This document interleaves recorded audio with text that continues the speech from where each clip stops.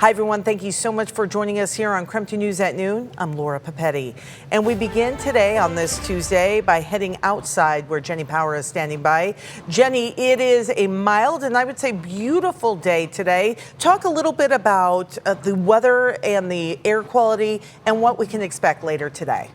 Yeah, Laura, taking a look at all of that here, I've stepped outside to the Outdoor Weather Center, and it is a very nice summery day here at the end of July. And you can see as we take this live look over Riverfront Park in downtown Spokane, where Riverfront Eats is currently underway. Lots of people out walking through the park on their lunch hour. It currently is 78 degrees here in Spokane. We've been back and forth between clear to partly cloudy skies, but dry and definitely feels summery here across the region. Over in North Idaho, we're currently at 79 degrees for Sandpoint and Coeur d'Alene, and we are already looking at some mid-80s in Othello as well as some low 80s south to Walla Walla. Now, air quality that we've been seeing in the distance, you can still see a bit of some smoke and haze in our upper level, but through our valley floors here, we're actually sitting in some fairly decent shape. We're in the moderate range right now for much of eastern Washington and North Idaho, but a couple of pockets of orange here, unhealthy for some, for example, up toward Omak as well as down toward the southeast corner of Washington.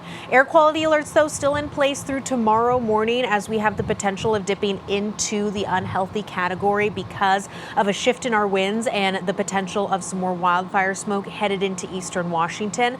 For now, our winds aren't too bad. They are coming from the south at about 5 to 10 miles per hour sustained. But in just a couple of hours, we are anticipating these winds to really pick up. It could even mean the risk of fire danger for some areas of our region. But we'll get into the full timing of that in my extended forecast in just a few minutes. Laura. Jenny, thank you. Taking a look now of some photos of a deadly rollover crash that shut down Highway 395 today. It happened about 5 miles north of Chewelah. Washington State Patrol says the crash involved a vehicle and a garbage truck. Troopers say a PT Cruiser crossed the center line and then hit the garbage truck.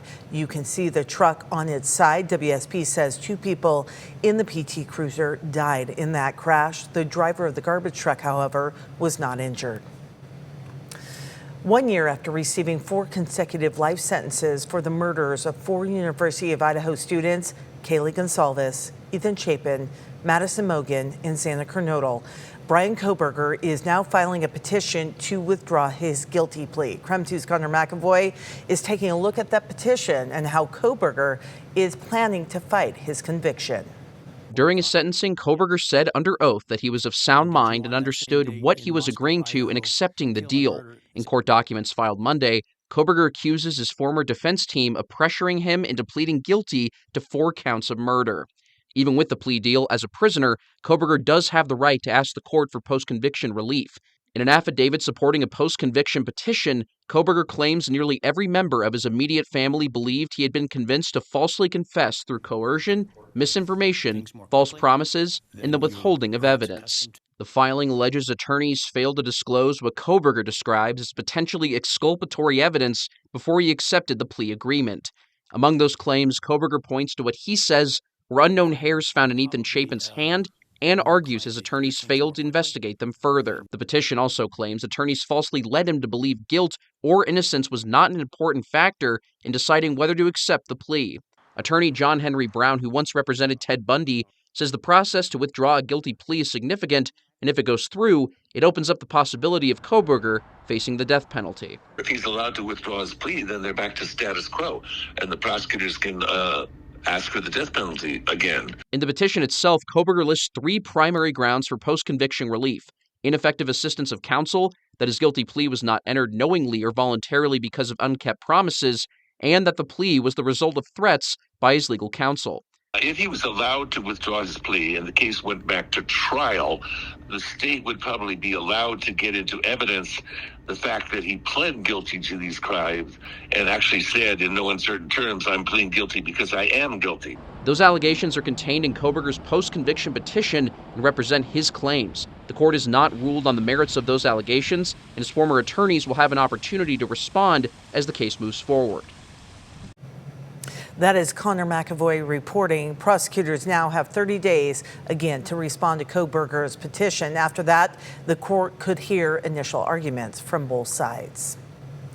Kaylee Gonzalez's sister, Aubrey, released a statement. She expressed, of course, frustration that the man convicted of silencing Kaylee, Maddie, Ethan, and Xana continues to have a platform. She says, in part, quote, "This isn't a Netflix documentary. This isn't a conspiracy theory. This isn't entertainment. This is my life. These were real people. And every time this case is dragged back into the spotlight because of another filing, another theory, or another attempt to rewrite history, families like mine are forced to relive the worst day of our lives." We'll certainly continue to track that story. In the meantime, a bat in Spokane County has tested positive for rabies, marking the first confirmed case in the county for this year. The Spokane Regional Health District says the bat was sent to the Washington State Public Health Laboratory for testing last week. Officials say no people or pets were exposed. They remind people not to handle bats with bare hands and to make sure pets are up to date on their rabies vaccinations. Today, high school students across the Inland Northwest kicked off a 4-day camp to learn more about the medical field. The Multi-Care Academy comes at no cost to the students, and it gives them some hands-on experience to learn about healthcare. This is what it looks like the students got to explore today. They practice skills like surgical stapling, suturing, and learning how to respond during a mass casualty event. I'm really interested in like hands-on healthcare. I've never really I've not shadowed before, so I'm really excited for that.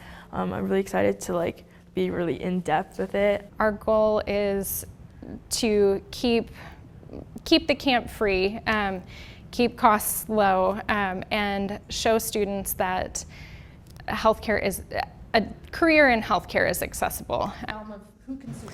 This experience gives students insights in careers they may be interested in, like pharmacy, nursing, and physical therapy. Coming up this Friday, we'll have one of those students in studio to talk about how the camp went and what they learned.